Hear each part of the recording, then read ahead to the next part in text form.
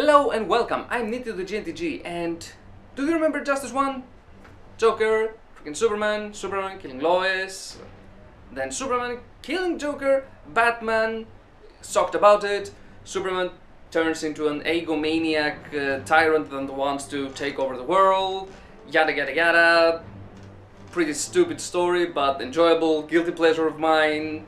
But they have a sequel, and these are going to be my thoughts and opinions about the Injustice 2 story. So first of all, do you know that Injustice had a comic book?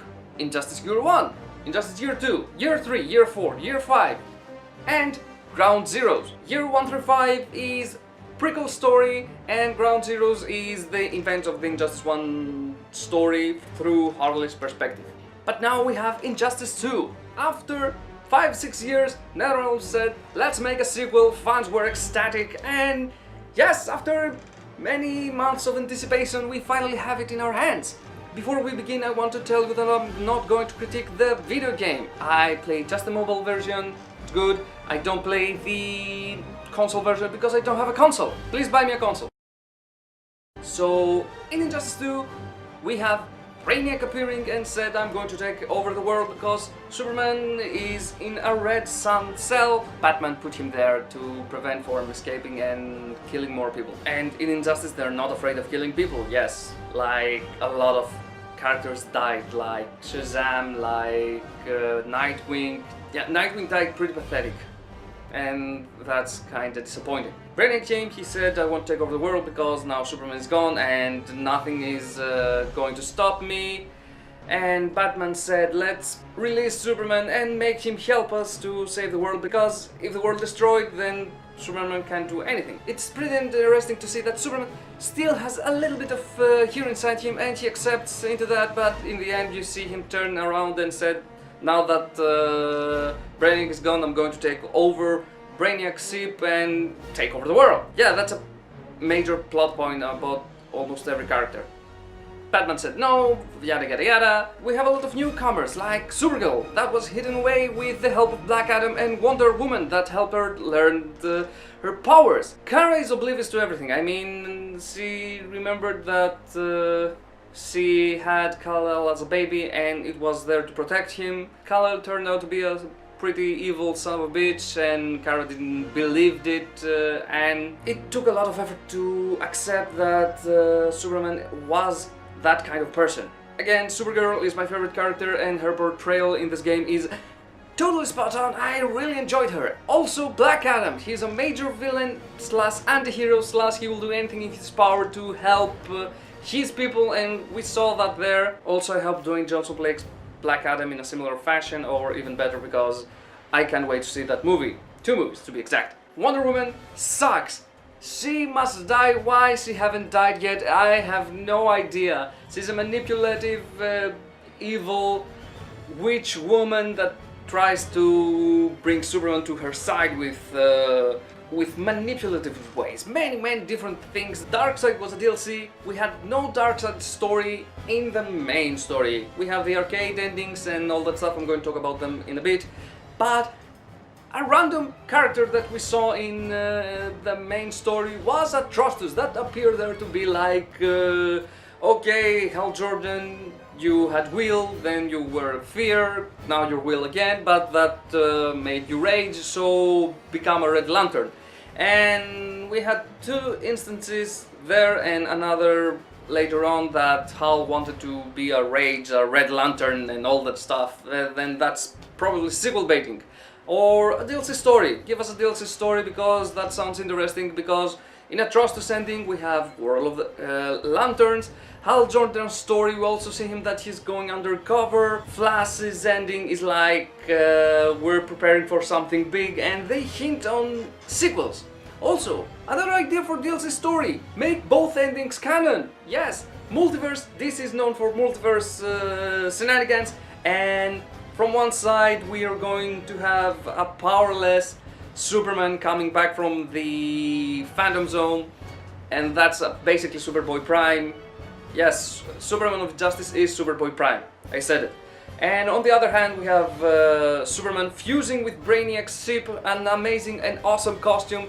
And I have to say that that ending was pretty scary. Yes, seeing Superman taking over other characters and creating his own evilous, villainous version of the Justice League was pretty interesting.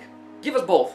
Another point about the Bane Injustice 2 story is Gorilla Grodd. He appeared, he did some stuff, and they abandoned everything from that plotline because it was a plan of Brainiac. And I was like, okay, Gorilla Grodd, you didn't offer that much things to the story, but let's say that we need some story of you or something to say that here's Gorilla Grodd, here's your villain, you wanted him, so here it is. But his part wasn't that interesting. Yeah, I didn't enjoy Gorilla's Grodd part, and it took a major part of the plotline. So before we move on to the Injustice 2 comic, and yes, they have a comic with Tom Taylor coming once more, I have to tell something about Harley Quinn again. She becomes a part in Justice League in one ending, and I was like, no, she helped killing like 4 million people, she shouldn't be. They should make her a leader of the Suicide Squad, not a part of the Justice League. She helped Batman with Brother Eye, and she was a major part helping left and right, and that was a nice redeeming arc, but I don't think she's that good of a character to be a part of the Justice League. Like I said, make her a part of the Suicide Squad, make her their leader, and that is more interesting. Also, in the comics again we have some new characters like Athanasia. I think she's a clone of Damian or something like that. We're just 7 issues in. I think by the time of release of this video we're going to be 8 issues in, and I can't wait for it.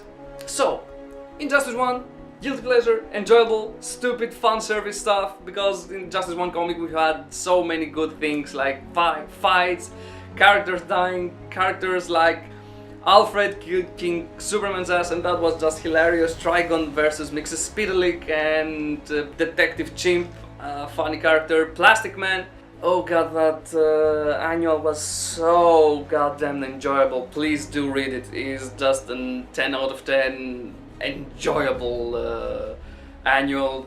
A single story. Don't mind if you don't know Plastic Man or some characters there, just read it.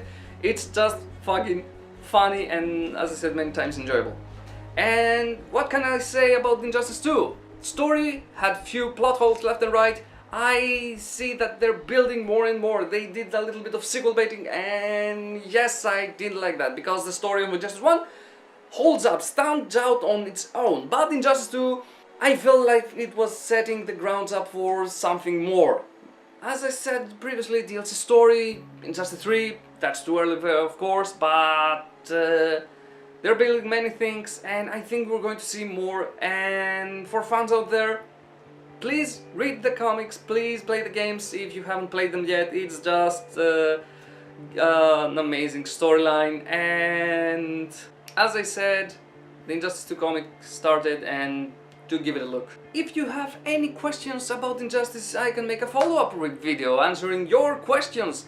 Please do leave them down below. I'm NTG, this was my thoughts and opinions about the Injustice 2 story, and as I said, leave a like if you liked it, leave questions down below, I can answer them on a follow-up video, and don't forget to share, because sharing is caring, and as always, keep reading.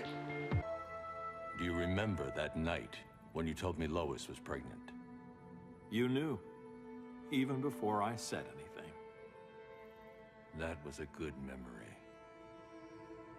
From another lifetime.